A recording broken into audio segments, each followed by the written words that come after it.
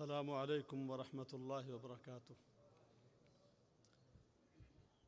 الحمد لله رب العالمين، والصلاة والسلام على أشرف المرسلين نبينا ورسولنا محمد وآله وصحبه أجمعين، وبعد. فأعوذ بالله من الشيطان الرجيم. بسم الله الرحمن الرحيم. قل إن صلاتي ونسكي ومحياي ومماتي لله رب العالمين لا شريك له وبذلك أمرت وأنا أول المسلمين. جناب قائدین مرکزی جمعیت اہل حدیث اسلام آباد، قائدین اہل حدیث یوتھ فورس اسلام آباد اور اسلام آباد کے اطراف و اکناف سے تشریف لانے والے قابل احترام معزز سامعین کرام، میں مرکزی جمعیت اہل حدیث اسلام آباد کی طرف سے آپ سب حضرات کا شکریہ ادا کرتا ہوں کہ آپ دعوت انبیاء کانفرنس میں بڑی محبت اور عقیدت سے تشریف لائے۔ اللہ رب العزت آپ کا ہر قدم اٹھنا اور رکھنا اپنی بارگاہ میں مقبول و منظور فرمائے۔ انبیاء علیہم السلام کی دعوت کیا ہے؟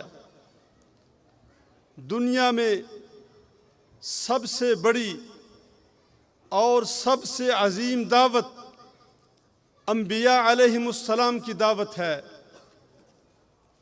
جس کا تذکرہ رب ذوالجلال نے قرآن مجید میں فرمایا، وَمَا أُمِرُوا إِلَّا لِيَعْبُدُوا اللَّهَ مُخْلِصِينَ لَهُ الدِّينَ حُنَفَاءَ، کہ تمام انبیاء علیہم السلام اور ان کی قوموں کو اللہ رب العزت نے یہ حکم دیا کہ وہ اخلاص کے ساتھ اللہ رب العزت کی عبادت کریں۔ اللہ رب العزت نے صرف عبادت کا نہیں بلکہ عبادت کے ساتھ اخلاص کا حکم دیا کہ اللہ رب العزت کے ہاں صرف وہی عبادت قبولیت کا درجہ رکھتی ہے جو صرف اور صرف اس کے لیے ہو اور مبنی بر اخلاص ہو۔ اور سب سے عظیم لوگ اللہ رب العزت کے ہاں سب سے اونچا مقام رکھنے والے وہ لوگ ہیں جو انبیاء علیہم السلام کی دعوت پر عمل پیرا ہیں۔ اور اللہ رب العزت نے یہ اعزاز اہل حدیث کو عطا فرمایا کہ مسلک اہل حدیث انبیاء علیہم السلام کی دعوت پر عمل کرنے اور اس کی طرف لوگوں کو دعوت دینے کا نام ہے۔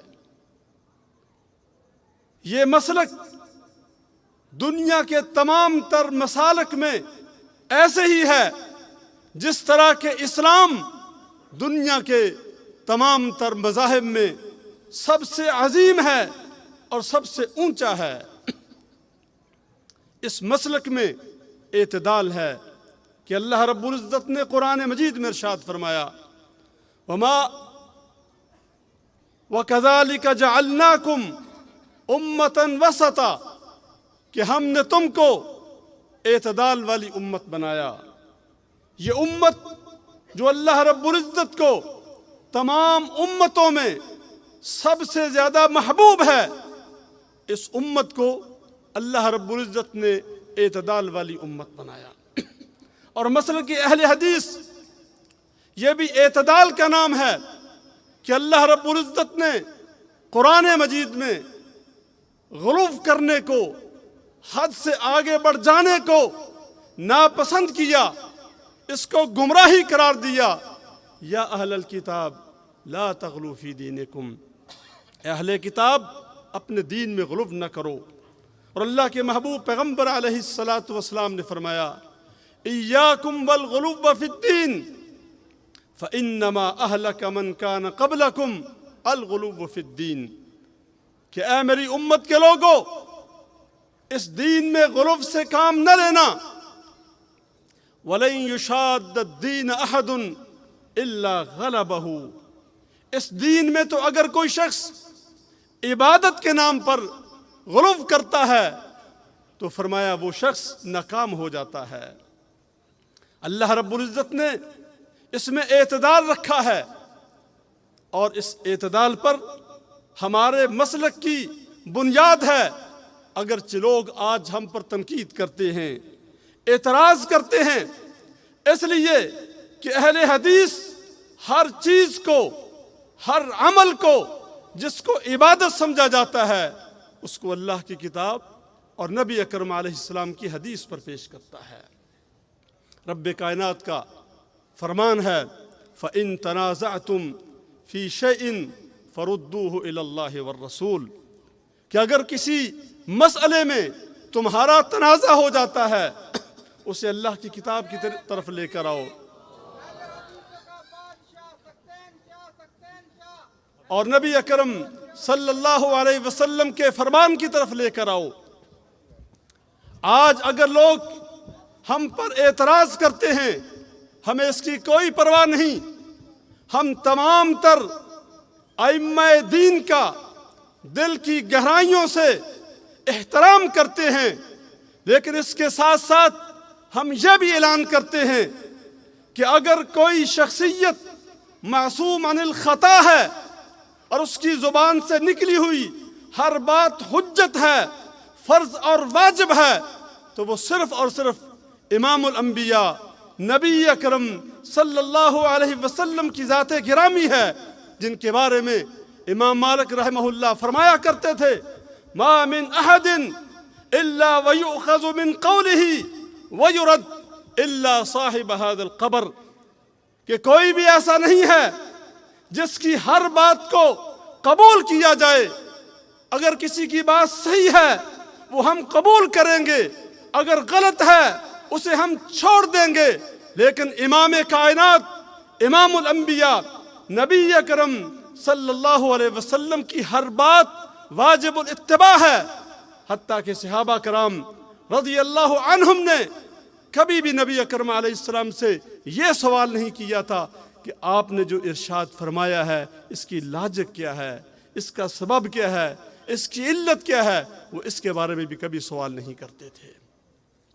اور ختم نبوت کا بھی یہی مفہوم ہے کہ جس طرح نبی اکرم صلی اللہ علیہ وسلم کے بعد کوئی بھی نبی نہیں آ سکتا، اسی طرح آپ کی بات سب سے اونچی ہے، سب سے عظیم ہے.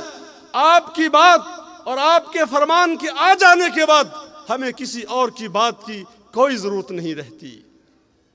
مرکزی جمعیت اہل حدیث پاکستان ملک کی عظیم الشان دینی اور سیاسی جماعت ہے. ملک کی سیاست میں اور دینی اتحادوں میں ہمیشہ ہمارا کردار مثبت رہا ہے اور مؤثر رہا ہے. ہم نے کبھی عہدوں کی پرواہ نہیں کی، عہدوں کا لالچ نہیں کیا. پاکستان کی تاریخ اس بات کی گواہ ہے کہ اہل حدیث نے ہمیشہ اس ملک کی خاطر بے لوث اپنی خدمات کو پیش کیا ہے، اور انشاءاللہ آئندہ بھی پیش کرتے رہیں گے. اس ملک کے استحکام کی خاطر جو تحریک اٹھی ہم نے اس میں حصہ لیا، اور جو تحریک اٹھے گی ہم اس میں حصہ لیں گے. اور وقت کی حکومت اس ملک کے استحکام کے لیے اور اللہ رب العزت کے دین کی سربلندی کے لیے اگر کوئی فارمولہ لے کر آتی ہے، اگر کوئی پیغام لے کر آتی ہے، اہل حدیث ان کے ساتھ تعاون کریں گے. اس لیے کہ رب ذوالجلال کا فرمان ہے وَتَعَاوَنُوا عَلَى الْبِرِّ وَالتَّقْوَى. ہمارے اسلاف کی تحریک کو اٹھا کر دیکھیں. امام مالک رحمہ اللہ پر تشدد کیا گیا، امام احمد بن حنبل پر تشدد کیا گیا، امام بخاری رحمہ اللہ کو جلا وطن کیا گیا. کبھی انہوں نے بد دعا نہیں کی، کبھی تکفیر اور تفسیق کا فتویٰ نہیں لگایا، انہوں نے حکمرانوں کے حق میں دعائیں کی ہیں اور صبر اور تحمل کے ساتھ انہوں نے تشدد کو اور ظلم کو برداشت کیا ہے۔ یہی آج بھی اہل حدیث کا منہج ہے کہ ہم حق کی خاطر ہر ایک کے ساتھ تعاون کرنے کو تیار ہیں۔ علامہ احسان اللہ ظہیر رحمہ اللہ فرمایا کرتے تھے کہ اگر کوئی شخص، کوئی لیڈر، کوئی جماعت مدینے والے کے جھنڈے کو اٹھا لے تو اہل حدیث اس کے جوتوں کو اٹھا لیں گے، لیکن اگر کوئی ہمیں کسی اور کی طرف دعوت دے گا تو اہل حدیث اس کی طرف نہیں دیکھیں گے۔ میں بین الاقوامی حالات کے تناظر میں یہ بھی کہنا چاہوں گا کہ اس وقت پاکستان کی تمام تر سرحدیں خطرات کی زد میں ہیں۔ افغانستان کے بارڈر پر باڑ لگائی جا رہی ہے، ایران کے بارڈر پر باڑ لگائی جا رہی ہے، اور انڈیا ہمارا بدترین دشمن ہے۔ چاروں طرف سے پاکستان خطرات میں گھرا ہوا ہے۔ ان حالات میں پاکستان کو عالم اسلام کی تائید کی ضرورت ہے، اور سب سے پہلے پاکستان سے تعاون کرنے والا اور سب سے زیادہ تعاون کرنے والا پاکستان کا محسن ملک اگر کوئی ہے تو وہ سعودی عرب ہے۔ بہت سارے اور بھی سعودی عرب کا مقابلہ کرنے کی کوشش کرتے ہیں، لیکن وہ نہیں کر سکتے۔ اللہ رب العزت نے سعودی عرب کو جو اعزاز دیا ہے حرمین شریفین کے ذریعے سے، وہ کسی اور کے پاس نہیں ہے۔ اس کے ساتھ ہمارا روحانی رشتہ ہے، روحانی تعلق ہے، لہذا ہم سعودی عرب کی ہر موڑ پر اسی طرح حمایت کریں گے جس طرح سعودی عرب ہماری حمایت اور تائید کرتا چلا آیا ہے۔ اور پھر حرمین شریفین وہ تو ہماری عزت کا، ہماری غیرت کا، ہمارے ایمان کا مسئلہ ہے۔ ہم کسی کو بھی اجازت نہیں دیں گے کہ وہ میلی آنکھ سے حرمین شریفین کی طرف نگاہیں اٹھا کر دیکھے۔ ہم اپنے ملک کی افواج کو بھی یہ پیغام دینا چاہتے ہیں کہ اس ملک کا استحکام ہم کو عزیز ہے۔ یہ ملک مستحکم ہوگا، ملک میں امن آئے گا تو اس ملک کی معیشت بہتر ہوگی۔ اس ملک کی معیشت اس وقت تک بہتر نہیں ہو سکتی جب تک اس ملک میں امن قائم نہیں ہوتا۔ اس ملک میں امن کے قیام کے لیے ہماری فوج جو اقدامات اٹھا رہی ہے ہم اس کی حمایت کرتے ہیں، اور اگر ضرورت پڑے گی اہل حدیث کا ایک ایک بچہ اس ملک کے استحکام کی خاطر اپنی جان دینے کو تیار ہے۔ اور یہ روئے زمین پر عالم اسلام کے لیے اللہ رب العزت کا عظیم تحفہ ہے۔ پاکستان کا قیام عالم اسلام کے لیے بہت بڑی خوشخبری تھا۔ دنیا میں بہت سارے ممالک پاکستان کو نقصان پہنچانے کے لیے بہت کچھ کر رہے ہیں۔ یہ اللہ رب العزت کا تحفہ ہے۔ اللہ نے مسلمانوں کو اعزاز دیا ہے۔ وہ سارے کے سارے دشمن مٹ جائیں گے، ان کے عزائم خاک میں مل جائیں گے، اور یہ پاکستان اللہ رب العزت کے فضل و کرم سے قیامت تک ایسے ہی رہے گا۔ اور جب تک پاکستان موجود ہے تب تک انشاءاللہ عالم اسلام بھی اس دنیا میں محفوظ ہوگا۔ اللہ رب العزت ہم سب کو اپنے دین کی خدمت کرنے کی توفیق عطا فرمائے، اور اس ملک کے ساتھ ہماری جو والہانہ محبت ہے ہمیں اپنا مثبت کردار ادا کرنے کی توفیق عطا فرمائے۔